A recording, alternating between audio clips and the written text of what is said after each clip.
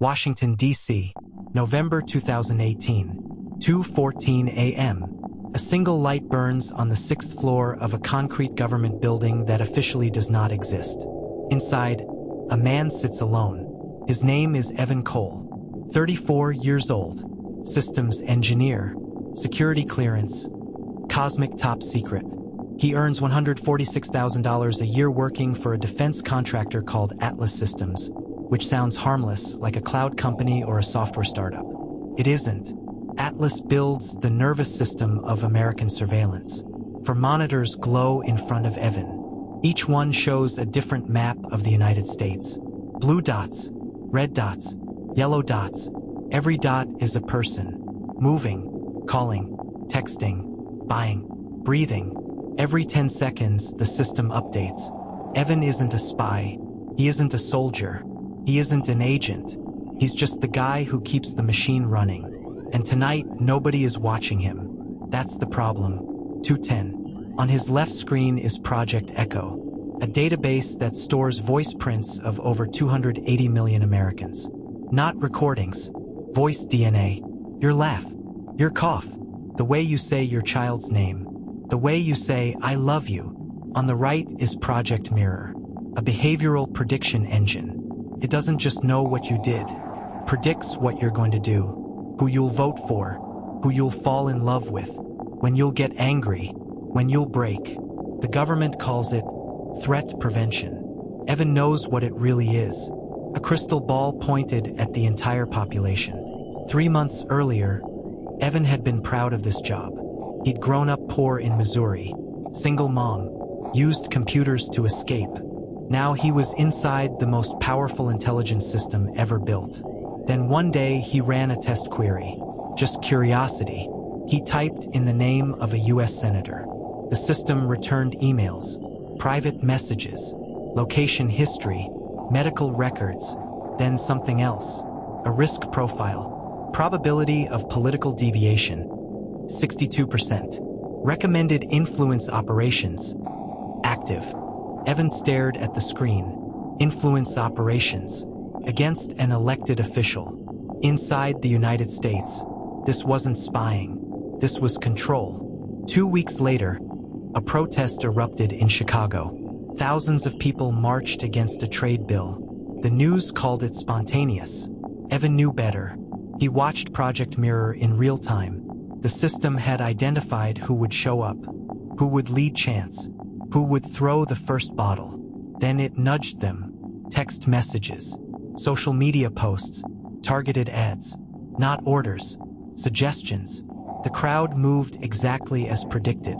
The protest turned violent. The bill passed, and nobody ever knew they'd been guided like chess pieces. That night, Evan couldn't sleep because he realized something terrifying. The government no longer needed soldiers to control people. It had algorithms. Back in Washington, the copying bar crawls across Evan's screen.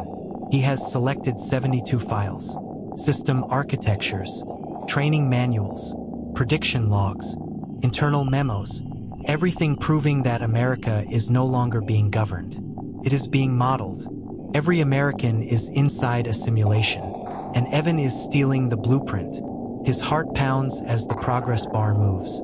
18%, 44%, 67%. Every download is logged. Every anomaly is tracked. If security notices, he won't even get arrested. He'll just disappear.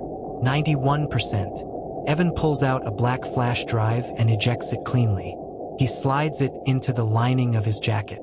Then he does something terrifying. He logs out and walks toward the exit, past armed guards, past facial recognition cameras, past a machine that knows his voice, his walk, his heartbeat.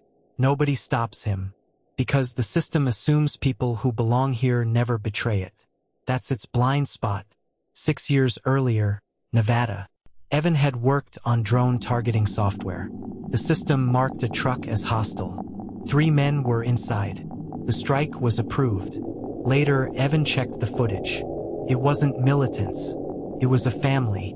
The algorithm had been wrong. But the report said, successful neutralization.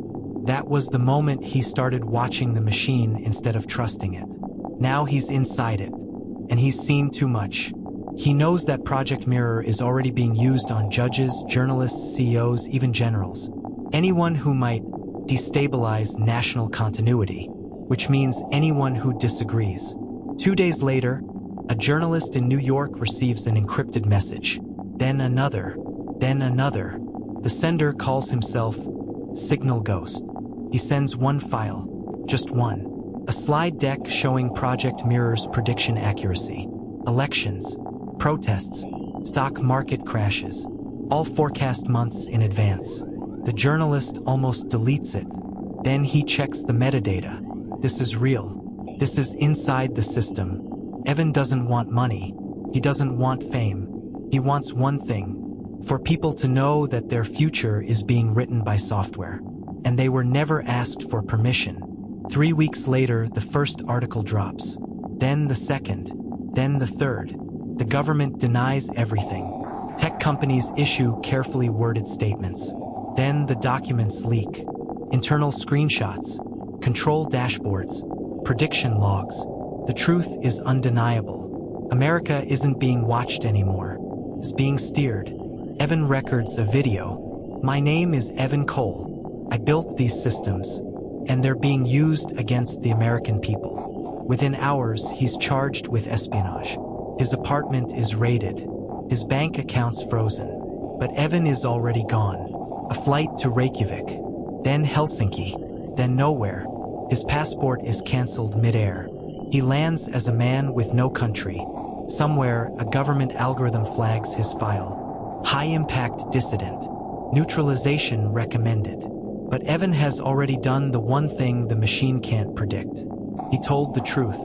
And once people see how the strings are pulled, they can never unsee them. Watch out for part 2, where the machine stops watching and starts acting, where the people who helped Evan begin to disappear, where fake crimes are created, reputations are destroyed, and the algorithm quietly decides who gets erased next.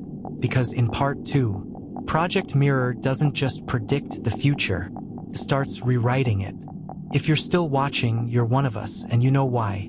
Like the video, comment, share it, and subscribe for what comes next. This is Be Hack World.